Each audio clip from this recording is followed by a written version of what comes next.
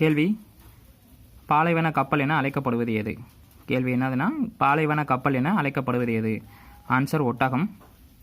காரணங்கள், அதோடைய கால்கள் பெரிய மற்றும் தட்டையான கால்களின் மூலம் அகன்ற பரப்பை வைத்து மெதுவான மணலின் மீது நன்றாக நடக்கும். அதோடைய நீண்ட கண் இமைகள் மற்றும் ரோமங்கள் அதன் கண் மற்றும் காதுகளை புழுதி புயலில் இருந்து பாதுகாக்கிறது.